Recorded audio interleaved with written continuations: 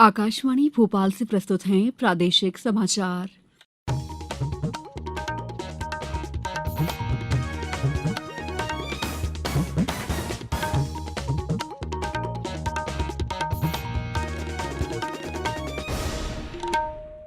नमस्कार, समाचारों के साथ मैं दीपा सिंह।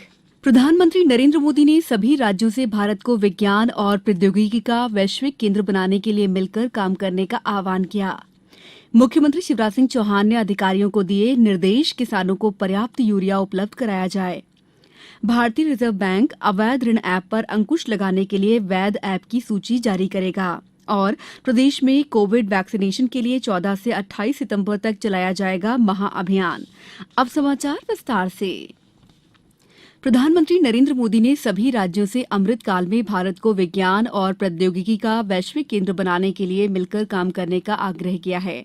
वे आज वीडियो कॉन्फ्रेंसिंग के माध्यम से अहमदाबाद की साइंस सिटी में 2 दिन के केंद्र राज्य विज्ञान सम्मेलन का उद्घाटन करने के बाद सभा को संबोधित कर रहे थे। श्री मोदी ने राज्यों से वैज्ञानिकों को सभी आवश्यक सहायता प्रदान करने और विज्ञान तथा प्रौद्योगिकी संस्थानों के निर्माण पर जोर देने को कहा। उन्होंने कहा कि राज्यों के उच्च शिक्षा संस्थानों में भी इनोवेशन लैब की संख्या बढ़ाई जानी चाहिए।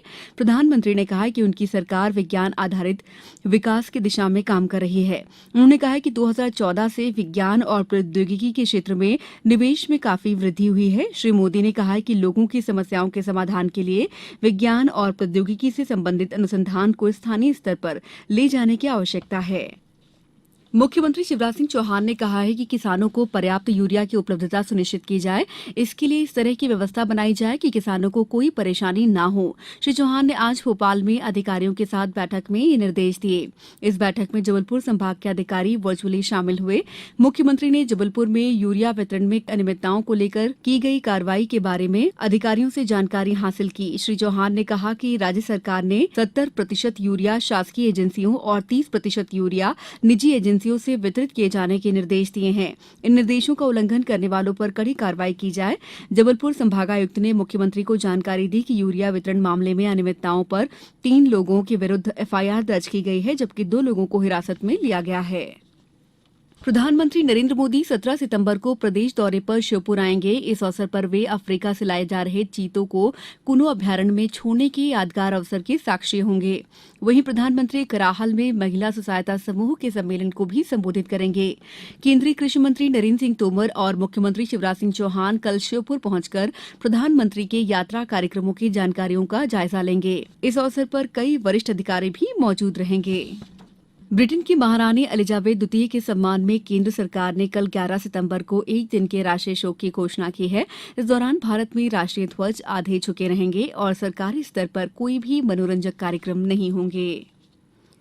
मुख्यमंत्री शिवराज सिंह चौहान ने निर्देश दिए हैं कि पशुओं में फैल रही लंपी स्किन बीमारी की रोकथाम के लिए सभी आवश्यक कदम उठाए जाएं। उन्होंने इस बीमारी से प्रभावित क्षेत्रों से लगे जिलों में अतिरिक्त सावधानी बरतने और अन्य राज्यों से आ रहे पशुओं पर भी प्रतिबंध लगाने को कहा है।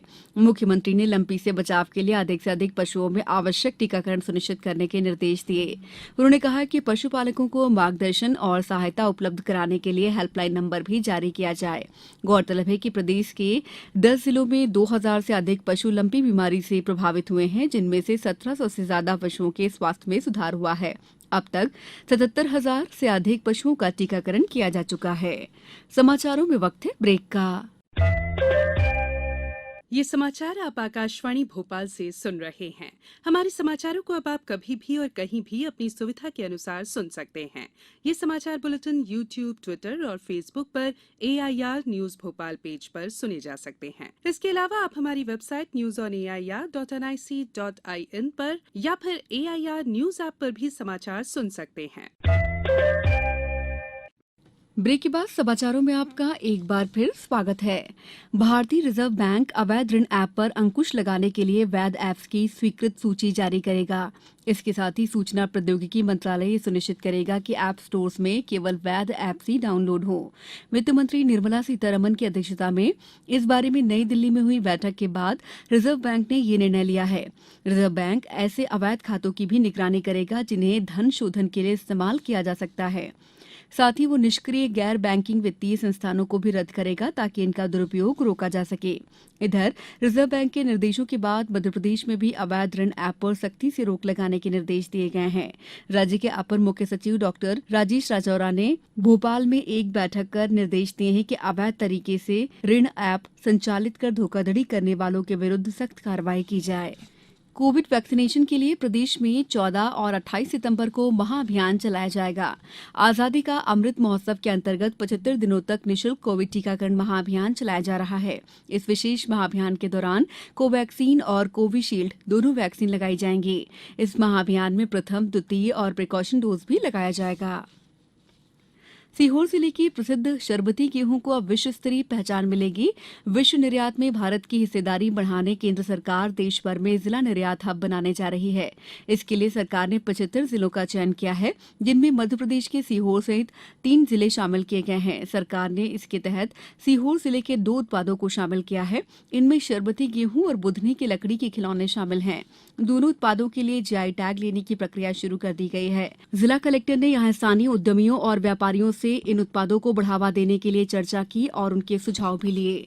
गणेश विसर्जन के साथ ही प्रदेश में 10 दिवसीय गणेश उत्सव का समापन हो गया। राजधानी भोपाल सहित कई जिले आकर्षक झांकियों और अखाड़ों के साथ कल शुरू हुआ गणेश विसर्जन का सिलसिला आज दोपहर तक जारी रहा। बैतूल जिले में गणेश विसर्जन से पूर्व चल रहे समारोह निकाले गए और गणेश प्रतिमाओं का विसर्जन किया गया। वहीं धार जिले में इस अवसर पर परंपरागत झांकियां निकाली गईं। अलग अलग संगठनों ने जगह जगह झांकियों का स्वागत किया। वहीं आगरमालवा में परंपरागत चलित झांकियां निकाली गईं और देर रात तक प्रतिमाओं का विसर्जन किया गया। जबलपुर, नर्मदापुरम और बड़वानी सहित अन्य जिलों में भी देर रात तक झांकियों की धूम रही और गणेश प्रतिमाओं का विसर्जन किया गया। भारतीय रेलवे नई तेज रफ्तार रेलगाड़ी शुरू करेगा। इसका नाम वंदे भारत 2 होगा और इसकी अधिकतम गति 180 किलोमीटर प्रति घंटा होगी। इस रेलगाड़ी में यात्रियों के लिए टेलीविजन और 15% अधिक ऊर्जा वाली एसी सुविधा होगी और मांग पर वाईफाई सुविधा भी उपलब्ध कराई जाएगी। अब कुछ समाचार संक्षेप में। आज से 15 दिवसीय पितृपक्ष की शुरुआत हो गई है। इन दिनों लोग अपने पूर्वजों की आत्मा की शांति के लिए पूजा अर्चना, दान पुण्य और पिंडदान करते हैं। देवास में जलवायु आधारित कृषि के तहत संचालित मिशन सुनहरा का प्रशिक्षण कार्यक्रम आयोजित किया गया, जिसमें कृषि अधिकारियों को सोयाबीन फसल के लिए तकनीकी प्रशिक्षण दिया गया। बैतूल जिले में पशुओं में फैलने वाली लंपी बीमारी को देखते हुए सतर्कता उपाय किए जा रहे हैं। पशु चिकित्सा उप संचालक डॉ विजय पाटिल ने बताया कि इस बीमारी की रोकथाम के लिए पशुओं के लिए आवश्यक टीकाकरण किया जा रहा है। आगरमालवा जिला मुख्यालय पर इस माह से पेपरलेस बिजली बिल व्यवस्था लागू की गई है।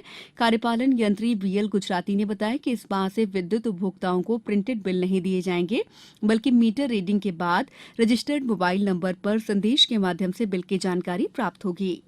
अशोकनगर जिले में मलेरिया प्रभावित 17 गांवों में होम्योपैथिक दवा पिलाई जा रही है। मलेरिया रोकथाम के लिए अब तक करीब 20,000 लोगों को ये दवा पिलाई गई है। नर्मदापुरम जिले में कार्य में लापरवाही पर जिला पंचायत सीईओ मनोज सरियाम ने 11 कर्मचारियों को कारण बताओ नोटिस जारी किया है। जबलपुर रेल मंडल में 5 सितंबर से चल रही राष्ट्रीय वॉलीबॉल स्पर्धा का आज समापन हो गया। इस स्पर्धा के फाइनल मुकाबले में पुरुष वर्ग में रेलवे सुरक्षा विशेष बल ने खिताब अपने नाम किया। वहीं दक्षिण रेलवे की टीम उपविजेता बनी और दक्षिण पश्चिम रेलवे की टीम तीसरे स्थान पर रही। इस बुलेटिन में इतना ही। दीजिए इजाजत। नमस्कार।